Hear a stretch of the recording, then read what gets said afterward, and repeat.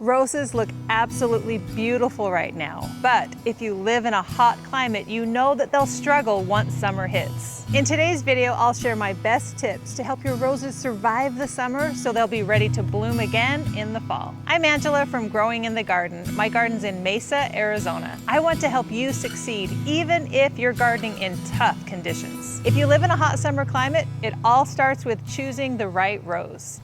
Certain varieties like Iceberg and the Sunbelt series are naturally going to do better here in the low desert. Let me show you the varieties I have growing in my garden right now. Madame Anisette, Emily Bronte, Queen of Sweden, Sunbelt Savannah, Parfuma Bliss, Moonlight in Paris, Mother of Pearl, Sunbelt South Africa. Coco Loco is just about to bloom.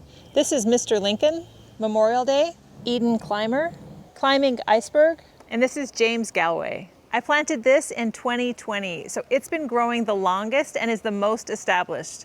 Most of the other roses in my yard were planted last year or this spring, so they're still getting established in my yard. When you garden in a hot climate, when you plant makes a huge difference. If you plant too late, the plants won't have time to get established and they'll struggle more during the summer. If you're growing container-grown roses, you can plant from November through March. For bare root roses, plant in December or January. Planting in cooler weather helps roots grow deep and strong. That's what will help them survive the summer and bloom again in the fall. In the fall, I plant an alyssum plant next to each rose, and over the winter, you can see how it grows and fills in. And this alyssum attracts all the beneficial insects that come and help me with the aphids that can be a problem on roses. As temperatures heat up, the alyssum does not like the heat. It's going to die back. So that means it's time to take out the alyssum and add mulch. A thick layer of mulch is crucial to help your roses survive the summer. 2 to 3 inches of mulch will help to cool the soil, regulate the temperature, and keep that moisture in the soil.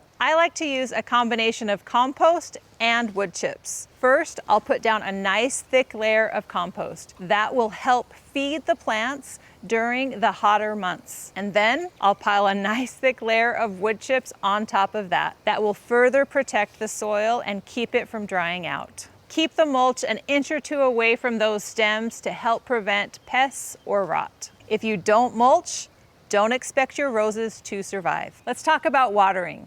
Roses require a lot of water, but how you water them makes a difference on whether or not they will survive the summer. Instead of watering a little bit every day, water deeply, less often. That tells the roots, go deep. Deep roots are what will help the roses withstand that summer heat. Frequent shallow watering encourages the roots to stay near the soil's surface. That is where the temperatures will fluctuate more, it will dry out more often, and it's more stressful for the plants. So water deeply, less often to build resilience from the roots up. What about during a heat wave? When those temperatures climb for days on end, check your soil. Roses need water or they will die. You might have to water more frequently during a heat wave. When we prune, we're telling the rose to grow. That's why we do our big pruning in early spring and a light one in the fall when we're ready for those roses to take off. During the summer, the last thing we want is for that rose to try and grow more. It's already stressed. We just want to keep it alive. Normally, we keep our roses deadheaded. We prune above 5 leaves to encourage another bloom. But in the summer, if we encourage those new blooms, they're going to burn up and sap energy from the plant. But leaving spent blooms on the plant isn't ideal either. That can encourage the plant to form rose hips, which also takes energy. So instead, I snip off the bloom right below the bud, which gets rid of that bloom without encouraging new growth. In preparation for summer, keep your roses fed. Healthy plants are the best defense against stressors like heat. But once temperatures climb above 100 degrees, roses may not even be able to use all of the nutrients in the soil. So instead of feeding the roses, I focus on feeding the soil. That compost I add with the mulch is going to help feed the soil. I also have in-bed vermicomposting bins in my garden beds. and that will help keep the soil microbially active. I keep feeding those bins throughout the summer. Even if it's getting too hot for the worms, those food scraps are still breaking down and making compost and keeping that soil alive and helping to feed your plants. There are different opinions on this, and some people say it's best to keep feeding your roses during the summer.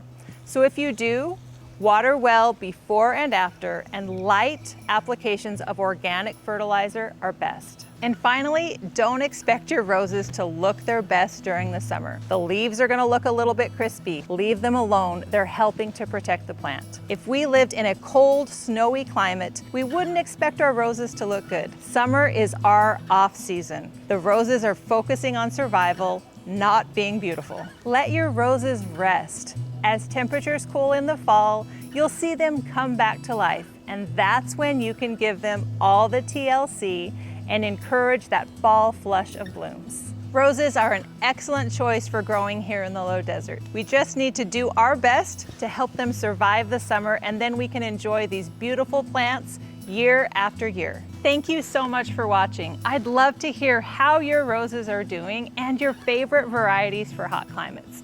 I'm sure I can find room for one more rose.